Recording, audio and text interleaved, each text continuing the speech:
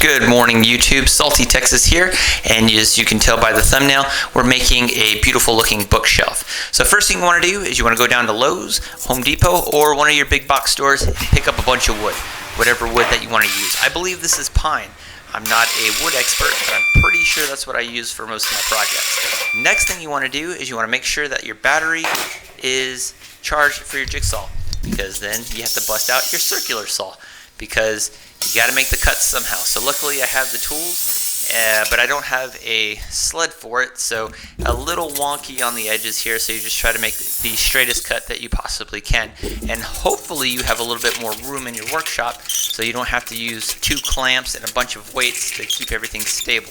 But we do show everything on this channel, so sometimes you got to make do with what you got. So then you want to take your table saw outside, because you don't want to get more dust in your workshop, because that's just more stuff to clean up later. And then you just want to clean up the edges. So if you're wondering the dimensions of this particular bookshelf, it's going to be approximately 26 inches tall and about 24 inches wide. And all we're really doing is making a big box. So once you get your pieces to the dimensions that you want, then you just go outside and you just do a bunch of sanding. You don't have to sand it, you're going to burn the wood anyway, but sanding will help later on with the burning process. So it went about 80 grit there, sanded both sides back and forth, just that superficial layer off. Then you just want to make this big box looking thing right here. Nothing sophisticated. Then you want to go drill holes into the corners of your box so that you can put in the screws, because if you put in the screws without guide holes, you will have problems, and more than likely the pine will crack. So all I'm doing here is drilling a couple of holes where the pins will go. So then you want to be really conservative and get your glue. That will help seal everything in and make sure that your box stays together. That's essentially all we're doing here. This isn't complicated, this isn't very sophisticated, it's just a box. And you just want to make sure you do that on all your sides, and as you can tell there, not everything is going to be perfectly flat, and I don't have a joiner to flatten those, and I did not feel like spending all that time sanding it, and thought this is good enough for me, this is going to work. So once you get all of that done, you want to measure the middle portion of it, and this is about 24 inches across, and that's what you want to use your last board here for.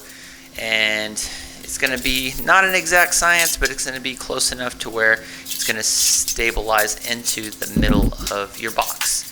So then again, you want to set up, you want to hope that you have enough room, 1 clamp on one side, 1 clamp on the other, and put the weights on the other side. Again, get your skill saw, because your jigsaw doesn't have enough battery, and then you want to do some shoddy camera work with it, and boom, do the same thing, go outside, sand both sides, and then you're ready to go ahead and mount the actual shelf itself.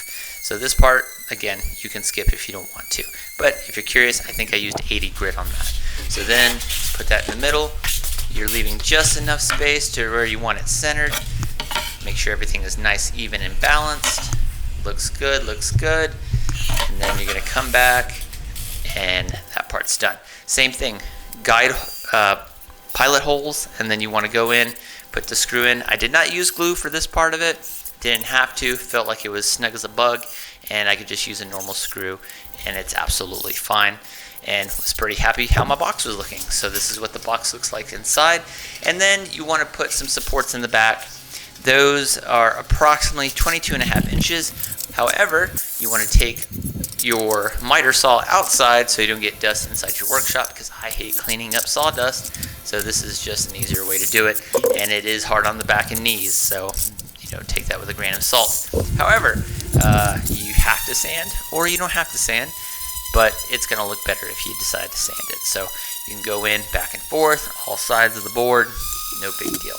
So I immediately screwed up, because I show failure on my channel, and realized that this was a mistake. So instead of putting them flush inside of the actual box, I ended up putting them on the outside. I glued them up, I used nails, hammered those in, got all of this work done, and realized that this looks aesthetically horrible. So what I ended up doing was coming back and decided to cut all of that out, and realized I had made a mistake, because failure is just part of the process. So all that work I ended up doing, had to get those ripped out to fix our problem. So what we're going to do here is cut the edges, and then we're going to lay them flush like we did the middle of the board. So decided not to show you guys that part. Anyway, I'm sure you guys could figure out I cut them to size, and now I'm just, taking the hammer there, punching them into the sides, drilling in the guide holes, coming back with screws, and placing them in there. And another part that you guys won't see is the sanding off of all that glue that we made. So this is the fun part. So once you're ready, then you come outside, get your nifty torch, and then you just want to burn the hell out of it, and it really makes that grain pop. So if you sand it real well, you use pine, and you just burn the hell out of it. And then what you don't want to have happen is in the middle of your project, a Texas rainstorm comes out of nowhere, and then you have to run outside to the backyard and get this thing under cover so it doesn't mess up the whole rest of your project. So if you guys were curious, yes, sometimes it will rain in West Texas, and man did we need it, because it's 1,000 degrees outside.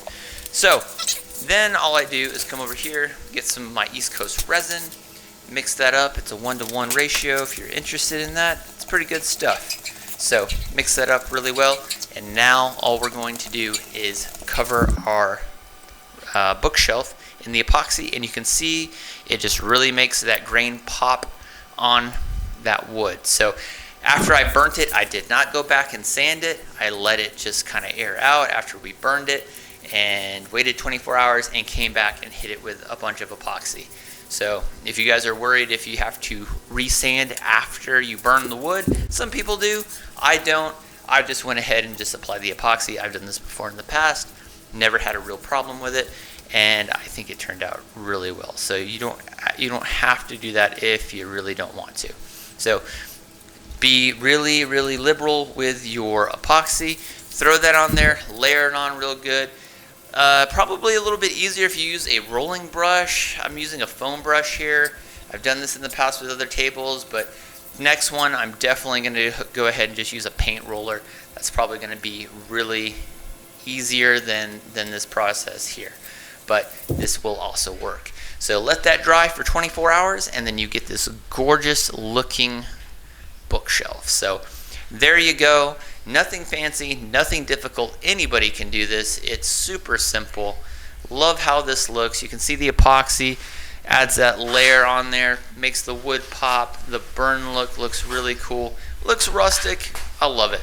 So obviously we had some issues as far as measurements and getting things done, but once we corrected that, it turned out really good. So if you guys are interested, go ahead, try to make this. It's not difficult. It's not hard. You don't need a lot of skill or tools for that matter. I do have some stuff to do this with, but like I said, you really don't need much to get this done. And people love this stuff. The person I gave this to really liked it, so hope they're happy with it. Hope you guys liked the video. If you have any questions, leave a comment, like, subscribe, all that good stuff that every YouTuber on the planet says. And catch you guys in the next one. All right, peace.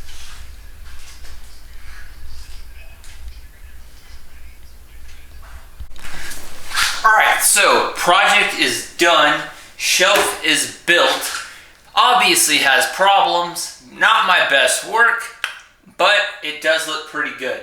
The wood grain really comes out with the burning, the epoxy makes it look real good. Here's a tip if I didn't mention in the commentary, use a roller, don't use a brush, but we're not professional on this channel. So like I said, this is for somebody that I work with who's been asking for this for over a year. So hope they liked it, hope they enjoy it, hope you guys got something out of it, hope this video is beneficial if you guys want to try to make something like this. Overall cost of material was like $100 worth of wood, because man, wood is just expensive now. So you could do it with pallets. I'm sure there's tons of videos on that. I've even done that. Go back to my older videos. But overall, really happy how it looks. I'm going to put some something on the bottom to keep it from wobbling like that. But hope you guys liked it. Hope you got something out of it.